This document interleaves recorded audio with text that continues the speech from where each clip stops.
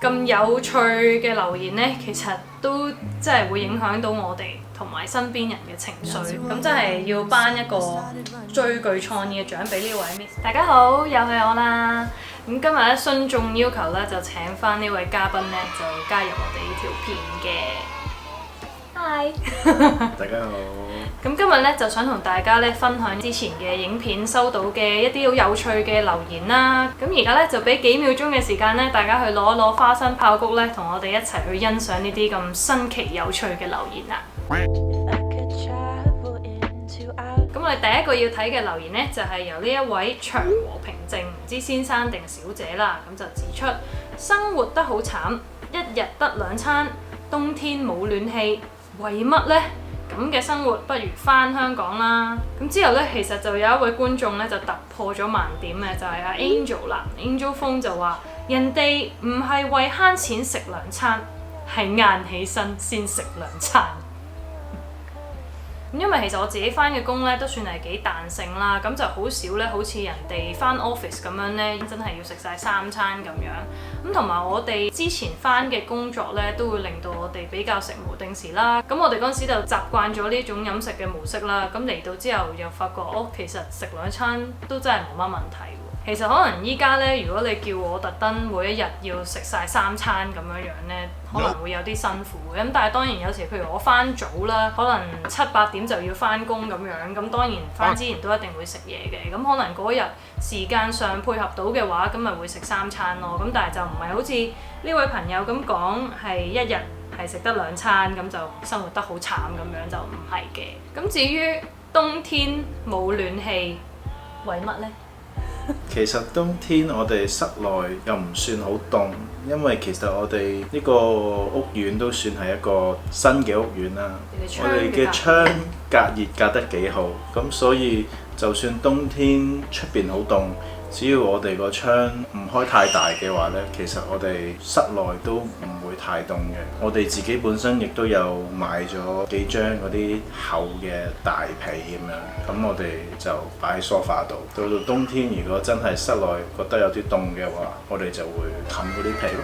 咁我覺得又冇需要去開暖氣。唔開暖氣，一嚟可以慳返電費啦，二嚟其實都係一個環保嘅做法嚟嘅。同埋其實我自己係一個怕熱多過怕凍嘅人。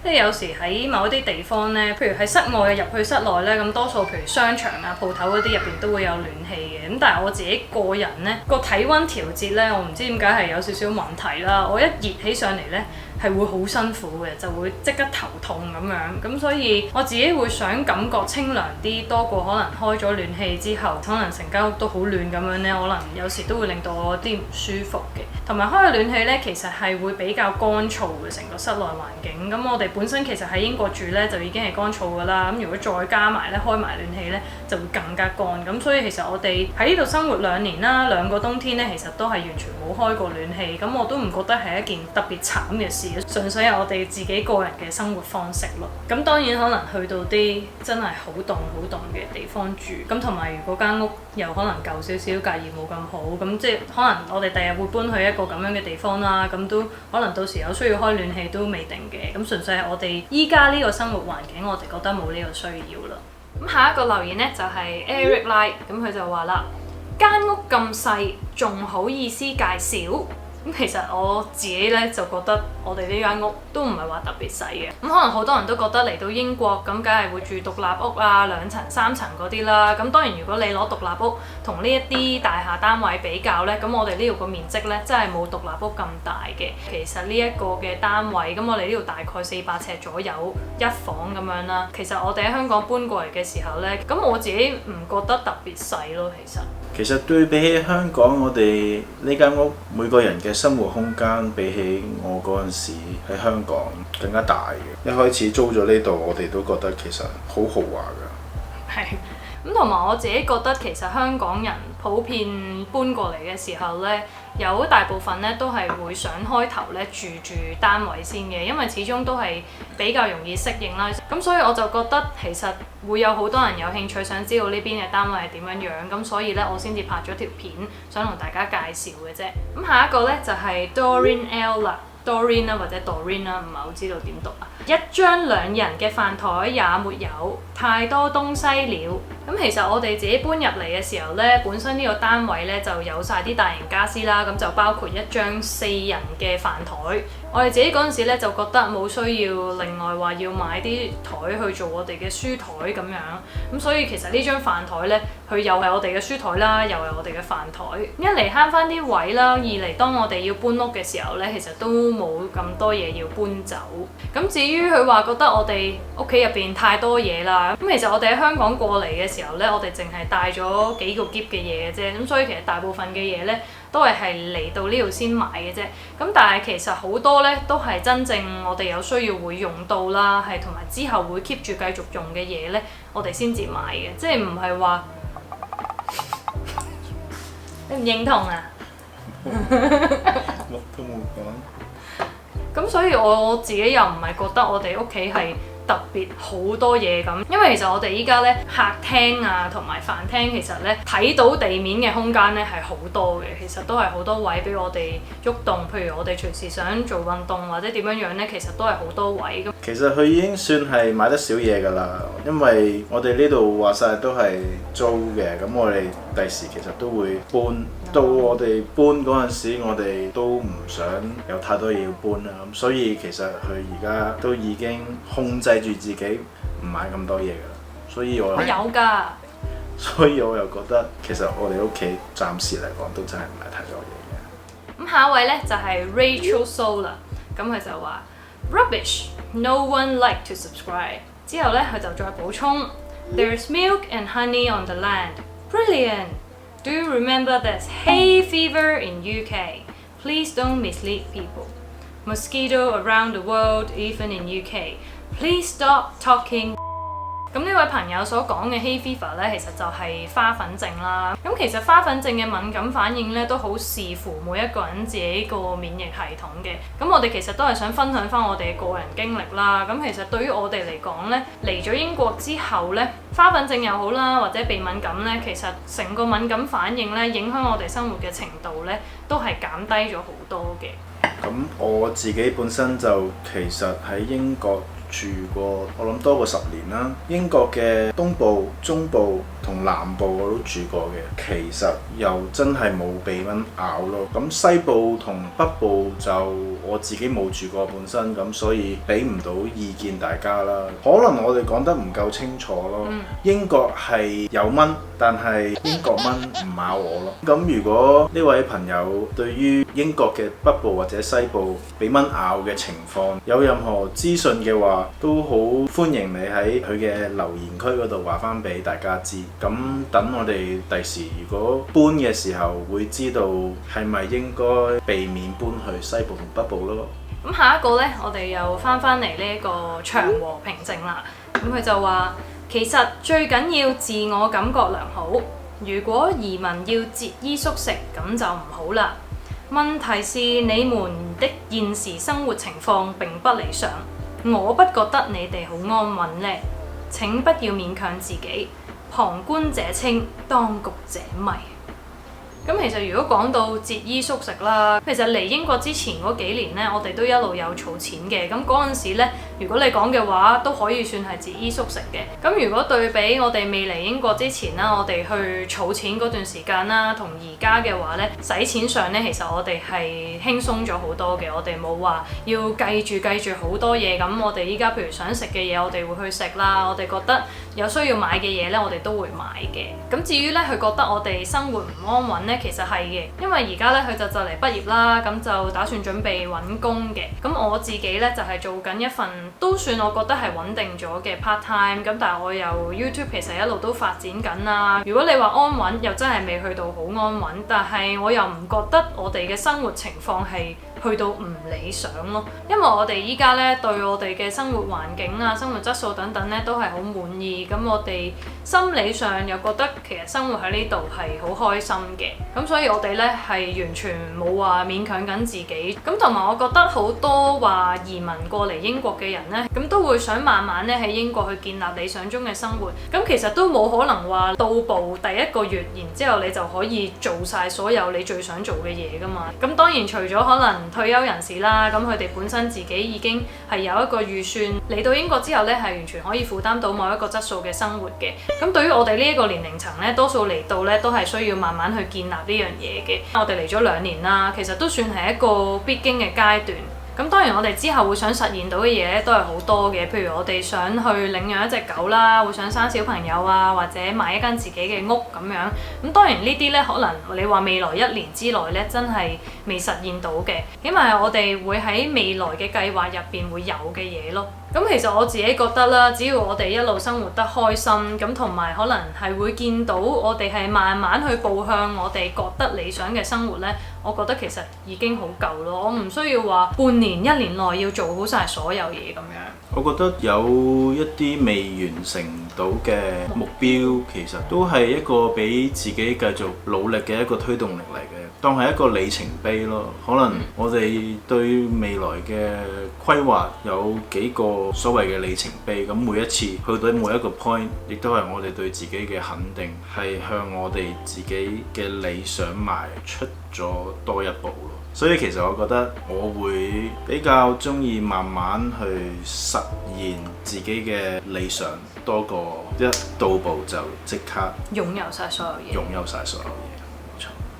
咁下一個留言呢，就係呢一位 George Chow， 成班二世祖找到工作，自己付得起地稅生活再說吧。看看英國的經濟也沒多好，封城到現在沒開市。有眼睇，你哋風光落魄。咁我就唔係好知道佢係指緊邊啲人啦，因為其實呢，我自己都收到好多觀眾呢係 send email 啦，或者係留言問我呢係關於揾工嘅嘢嘅。咁我哋頭先其實都有講啦，好多喺香港移民過嚟嘅人呢，都會好想喺度建立一個理想嘅生活，咁所以佢哋呢都係好努力想揾份工啦，然之後可以負擔得起喺英國生活嘅。咁我就覺得如果一概而論，就話我哋喺香港移民過嚟嘅呢班人全部都係二世祖呢，我覺得有少少唔公平嘅。咁其實我覺得疫情呢，基本上就係影響咗成個世界嘅經濟。咁無論你喺邊個國家啦，其實你都好難避免呢一個影響嘅。咁當然每一個國家個經濟復甦嘅情況同埋個疫情個改善嘅情況呢係唔一樣啦。咁其實我哋之前條片呢都有講過啦，我哋嚟英國呢嘅原因都係因為我哋想下一代有一個好啲嘅生活環境啦，同埋教育。咁我哋都冇話去考慮呢，其實會唔會話需要好好嘅經濟環境，我哋先至會移民嘅？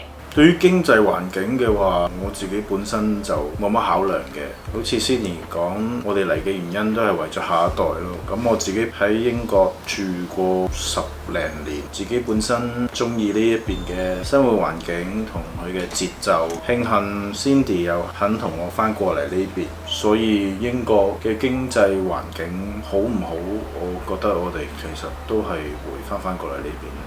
之後呢，我哋就要頒發呢個最具創意大獎呢，得主就係Mr. Wong 啦。呢位 Mr. Wong 呢，就非常之支持我嘅 channel 啦。咁就喺我哋上次一齊拍嗰條片嗰度呢，喺唔同人嘅 comment 下面呢，都留咗好多自己嘅意見啦。咁我就揀選咗幾個咧最精彩嘅咧，就想同大家分享嘅。咁第一個咧就係佢回應翻咧頭先George Chow 咧就話我哋二世祖咁樣嘅，佢就話你講得非常好，講中晒。你睇下佢老公講嘅嘢，有咩公司會請佢啊？好工都揾過第2個人啦。依家英國大把人冇嘢做，幾時輪到你啲香港新移民啦？咪一路繼續打散工落去咯。不過唔緊要，有香港嘅阿爸阿媽揾埋俾你哋使，我相信佢哋呢幾年生活應該唔成問題嘅。但係過咗10年之後就好難講啦，乜都洗乾晒啦。英國人工又低，稅又重，啲嘢又貴。如果唔係啲英國人都唔會走來香港做 expat 揾食啦。啲傻人以為有金執，走去英國住嘅啫。咁之後呢，佢就喺另外一個人留言啦，因為有一個觀眾呢，就問我哋話，如果淨係做 part time 要負擔到1600磅嘅支出2個人，其實會唔會好辛苦啊？咁跟住呢 Mr. Wong 呢就回應嗰個人啦，老豆老母養咯，你睇佢老公個樣都唔似會去捱嗰隻啦。佢老公留個咁嘅髮型鬍鬚，邊有公司請佢啊？我係老細都唔會請佢啦，自己開間 take away， 自己做晒就 OK。咁之後呢，阿 Mr. Wong 呢又再去補充翻呢，佢點解有啲咁嘅睇法啦？咁佢就話：梗係啦，條友仔從來未做過嘢，淨係推個老婆出嚟做，佢邊度有交過稅啊？個男呢，多數係有香港屋企人有啲錢，細個就送咗佢去英國讀書。點知翻到嚟香港呢，就無所事事，又冇乜點翻過工，怨天怨地話要翻嚟英國住，咁屋企人呢，梗係反對啦，所以咪山水喉咯。你睇下佢兩個住嗰間屋幾凄涼，車都冇得揸，去買餸都係租共享車去超級市場買。試問你喺外國生活，如果冇車出入，幾唔方便啊？你估好似香港咁，第二隻手出去就有的士咩？佢哋兩個真係有苦自己知，不過呢啲苦呢，係自己攞嚟嘅。咁真係要頒一個最具創意嘅獎俾呢位 Mr. Wong 啦。咁其實我唔知道我哋識唔識佢啦，或者佢識唔識我哋啦。咁如果佢識我哋嘅話呢，應該都有啲仇口㗎啦，我諗。咁如果唔識嘅話呢，其實都真係，我覺得佢可以去寫下劇本、寫下書嗰啲咁樣咯。即係對於一個完全唔認識我哋嘅人呢，點解可以講到一個咁長篇嘅故事，係覺得去了解到我哋嚟英國之前嘅生活係點樣樣嘅呢？佢就好似係幫我哋去製造咗一個平行時空嘅我哋咁樣樣咯。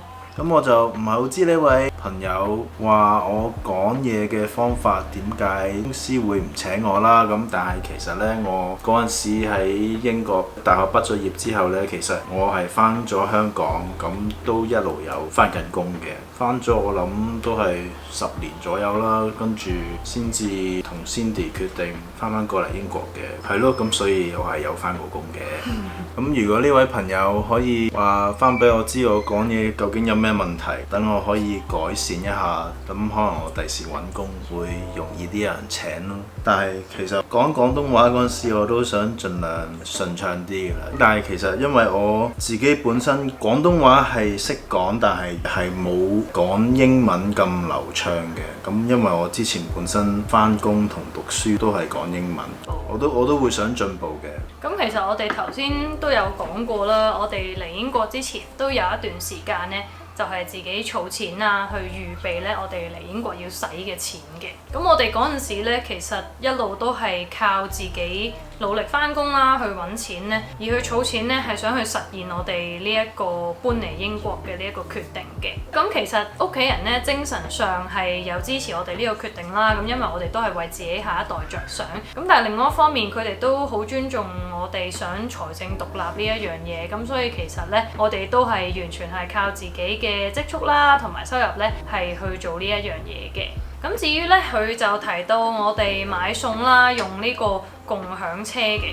咁其實我哋揀用呢個共享車咧，都有幾個原因啦。咁其實一個好大嘅原因咧，就係環保啦。咁因為我哋覺得我哋需要用車嘅頻率咧，唔係話真係咁高。咁我哋依家咧就住喺市中心啦，除非咧要去啲遠啦、大少少嘅超級市場買嘢之外咧，我哋基本上咧喺市中心咧，我哋大多數要去嘅地方，譬如係佢返學啦，或者我返工嘅地方咧，都係步行距離嚟嘅。咁所以完全係冇呢個買車嘅需要咯。咁我自己就唔覺得啊，我想去證明自己我生活過得好好，而我就一定要擁有一架車咁樣。咁佢講到啦，喺外國生活咧，其實冇車出入係唔方便。咁其實咧都幾視乎咧你居住嘅地區啦，同埋附近嘅交通配套嘅。咁其實買唔買車咧，真係個人選擇嚟嘅啫。咁我都唔排除話第日我哋搬咗去一個遠少少，可能郊外啲嘅地方。或者到我哋有小朋友啊，或者有狗狗咁樣呢，我哋都會想買架車。咁到時有需要咪買咯。咁但係我覺得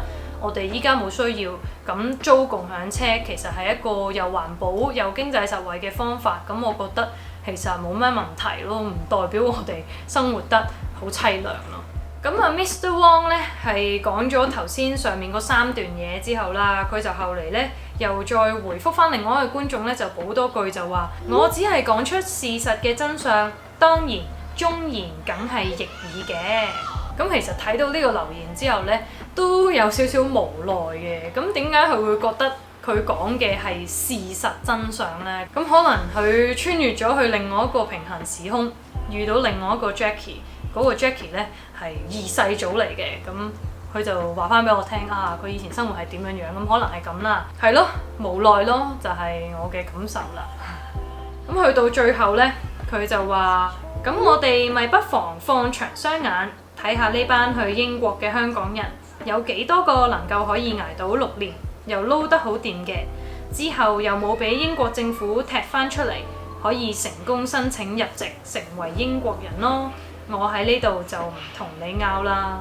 咁其實我哋又唔係話想喺英國要成為好有錢上流社會嘅人，咁其實我哋都係想開開心心喺度生活，有自己嘅家庭，咁我哋有份自己中意做嘅工作。咁其實我哋追求嘅嘢唔係好多咯，咁同埋撈得好掂又未必代表我哋自己生活係過得愉快嘅，咁所以我覺得係真係好主要係我哋自己兩個覺得過得開心就 OK 咯。咁我都希望我哋嘅影片啦，可以俾到嚟咗英國啦，或者就嚟打算會嚟英國嘅朋友呢一啲有用嘅參考啦。咁希望大家嚟緊呢6年呢都可以過得開開心心。咁我哋6年之後呢，可能就可以一齊慶祝我哋成功入籍啦，係咯。咁我哋喺呢度呢都唔同你拗啦嚇。雖然佢就應該唔係同我哋拗嘅，佢同翁明昌係咯。其實我都想提一提呢，其實有好多觀眾呢都係好支持我哋嘅。咁我自己呢，我冇乜點樣回應過呢一位 Mr. Wong 嘅。咁但係其實好多其他觀眾呢都有好似幫我哋平反咁樣啦，就想解釋翻其實我哋呢一班喺香港移民過嚟嘅人嘅諗法係點樣樣。咁我都好多謝佢哋有嘗試維護我哋啦。咁希望大家都會理解我哋呢一班移民過嚟嘅香港人其實係追求緊啲乜嘢咯。咁除咗我哋頭先上面講過嗰啲留言之外啦，咁我間唔中咧都有收到過一啲留言咧，就係會話覺得我哋好似誤導咗人啊，淨係話俾人哋聽哦英國有啲咩好咩好咁樣，就好似搞到咧人哋會以為哦英國真係乜都好喎，咁我就嚟啦咁樣。咁其實每一個地方咧都一定有唔好嘅嘢嘅，咁但係我自己拍呢啲影片嘅原因咧，其實都係想分享翻我哋自己嚟到之後個人嘅經歷啦，或者感受。咁如果一啲負面嘅嘢咧，其實我自己本身冇經歷過咧，咁我唔可以貿貿然就咁話唔知喺邊度聽翻嚟之後就同大家分享。咁我覺得呢一種咧先至叫做誤導咯。咁因為其實依家都係一個網絡資訊非常之發達嘅年代啦，咁大家都可以喺唔同嘅渠道得到好多唔同嘅資訊。咁其實好多嘢嘅真確性咧，都係要由你自己去判斷嘅。咁我自己可以做嘅咧，就係分享一啲我自己真正有過嘅經歷啦。咁我自己聽翻嚟嘅嘢，而我又唔知道係咪真嘅咧，我就未必會攞出嚟同大家分享。咁希望呢一樣嘢大家會明白啦。咁當然啦，如果有一日我遇到啲可能一啲負面嘅經歷或者點樣樣，咁我都會攞出嚟同大家分享嘅。咁唔知道大家包花生同爆谷食完未呢？係啦，咁我就做一個小總結啦。咁其實收到呢啲咁多唔同種類嘅留言啦，即係雖然見到呢，咁有某一啲呢係真係會唔開心嘅，咁但係我就唔會走去話去封鎖嗰個人啦，或者去剷除咗佢個留言咁，因為其實 YouTube 係真係一個俾大家交流嘅地方啦，咁大家呢都有用自己嘅方式嚟表達意見嘅一個權利嘅，咁可能有人會覺得話你做 YouTube 其實都預咗會有啲咁嘅嘢㗎啦，咁其實係真嘅，係真係預咗。咁其實我屋企人啦，同埋包括我老公咧，都有同我講過嘅。咁第二日可能啲片多咗少少人睇咧，就一定會收到一啲可能新奇有趣嘅留言啦。咁佢哋都有話俾我聽，就唔好放喺心度嘅。咁有一啲可能係失實嘅留言，或者係好具攻擊性嘅咧，我覺得係唔應該去啞忍咯。咁其實唔止喺 YouTube 啦，喺現實世界入邊，我哋都唔應該去容忍呢一樣嘢嘅，因為其實咁樣咧，只係會助長到呢啲人咧去繼續傷害其他人嘅啫。咁但係當然啦，其實好多有建設性嘅批評啦或者提議啦，我都係非常之歡迎嘅，因為都係一個可以令我進步嘅方式啦。例如係有啲觀眾咧有話翻俾我聽咧，我之前有啲片咧個聲量係真係比較細嘅，咁就搞到咧個廣告彈出嚟嘅時候咧就會好大聲啊。咁所以其實真係好多謝觀眾話俾我知。咁我自己咧都仲係一個剪片嘅新手啦，咁好多嘢咧其實都仲係摸索緊嘅，咁所以都好歡迎大家咧俾多啲建議我啦，等我啲影片嘅質素咧就可以越做越好嘅。咁但係咧就頭先有講啦，如果你話涉及人身攻擊嗰啲咧，咁我都好希望咧留言嗰個人係寫呢啲嘢之前咧諗清楚。咁其實如果有人喺現實世界同你講一樣嘅嘢，你自己會有啲咩感受呢？咁雖然可能大家見到我哋頭先一路拍呢條片都好似哇好開心好搞笑咁樣，但係其實我哋個原意咧唔係想去助長呢啲留言，令到我哋下次又可以再拍多條片回應啦咁樣，咁而係想一次過咧講翻清楚一啲嘅事實啦。咁就唔想某一啲觀眾咧睇完一啲失實嘅言論之後就覺得嗰個就係事實啦，佢哋就係咁樣樣啦，係咯。咁同埋都想話翻俾大家知，其實呢一啲咁有趣嘅留言呢，其實都真係會影響到我哋同埋身邊人嘅情緒。咁就希望大家可以學習喺 YouTube 呢個平台上面互相尊重啦。希望我哋嘅屋企人係啊你啊，唔好俾呢啲咁嘅留言影響到啦。我哋 OK 嘅，我哋係唔使擔心我哋，唔使擔心我哋。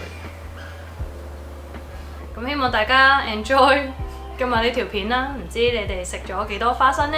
咁如果未訂閱嘅朋友呢，就記住撳下面訂閱 subscribe 我個 channel 啦。咁我哋下條片再見啦，拜拜。